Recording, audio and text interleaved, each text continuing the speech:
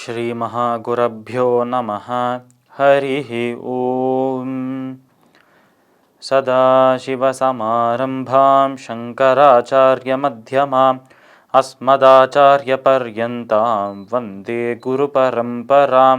श्रुतिस्मृतिपुराणानाम् आलयं करुणालयं नमामि भगवत्पादशङ्करं लोकशङ्करम्। अपारकरुणासिन्धुं ज्ञानदं शान्तरूपिणं श्रीचन्द्रशेखरगुरुं प्रणमामि मुदान्वहम्. ஜெம் டிவியின் நண்பர்களுக்கு எனது வணக்கங்கள். இன்றைய நாள் அனைவருக்கும் இனிய நாளாக அமைய எல்லாம் வல்ல இறைவனை வேண்டி இன்றைய எம்மதமும் நம்மதமே நிகழ்ச்சிக்கு செல்வோம். இன்னைக்கு நம்ம ஸ்ரீமத் பகவத்கீதையிலிருந்து ஒரு ஸ்லோகத்தை விரிவான விளக்கத்துடன் பார்ப்போம். அக்ஷராணாமகாரோஸ்மி த்வந்த்வஸ் சாமாசிகஸ்ய ச அஹமேவாக்ஷயக் காலோ தாதாஹம் விஸ்வதோ முகஹ.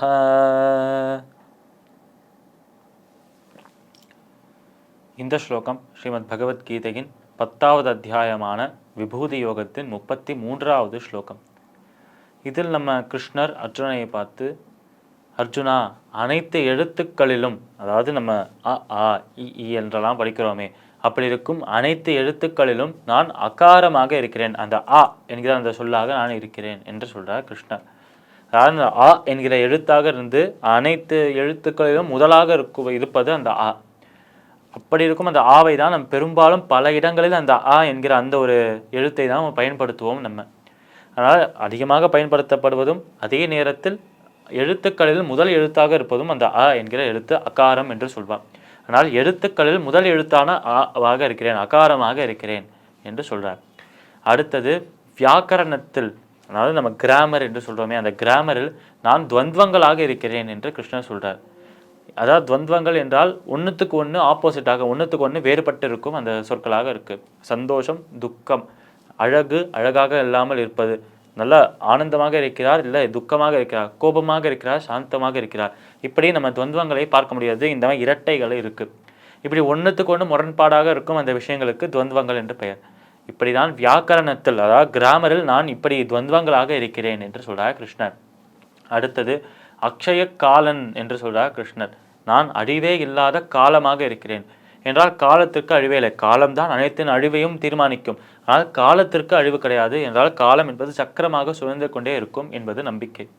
அப்படி கால சக்கரம் சுழன்று கொண்டே இருக்கே, அப்போ காலத்திற்கு முடிவு இருக்கா என்றால் முடிவே கிடையாது காலத்திற்கு. அதனால தான் காலத்தை அக்ஷயம் என்று சொல்லுவோம். எப்பொழுதும் அழியாதது, எப்பொழுதும் நிலைத்து நிற்பது என்று பொருள். அதனால் அக்ஷயமான காலமாக, எப்பொழுதும் அழியாத காலமாக நான் இருக்கிறேன் என்று சொல்றார் கிருஷ்ணன். அடுத்தவர் சொல்றது, படைப்பவர்களில் நான் பிரம்மாவாக இருக்கிறேன், விஸ்வதோ முகனாக, அனைத்திடங்களும் முகமுடைய பிரம்மாவாக இருக்கிறேன், பிரம்மதேவனாக இருக்கிறேன் என்று சொல்றார் கிருஷ்ணர். அதனால் படைப்பவர்கள் பல பேரை சொல்லலாம், இவர்களெல்லாம் படைக்கிறார்கள் என்று சொல்லலாம். ஆனால் படைப்பவர்களில் சிறந்தவராக இருப்பவர் பிரம்மதேவன், அந்த பிரம்மதேவனாக நானே இருக்கிறேன் என்று கிருஷ்ணர் சொல்றார். எழுத்துக்களில் அகாரமாக இருக்கிறார், கிராமரில் வியாக்கரணத்தில் துவந்தங்களாக இருக்கிறார், எப்பொழுதும் அழியாத காலமாக இருக்கிறார், படைப்பவர்களில் சிறந்தவரான பிரம்மாவாக இருக்கிறார் என்று கிருஷ்ணர் இந்த இடத்தில் அர்ஜுனையை பார்த்து சொல்றார். ஸ்ரீமத் பகவத்கீதையின் 10வது அத்தியாயமான விபூதி யோகத்தின் 33வது ஸ்லோகத்திற்குண்டான விளக்கம் இதுவே. மீண்டும் நாளை சந்திப்போம். நன்றி, வணக்கம்.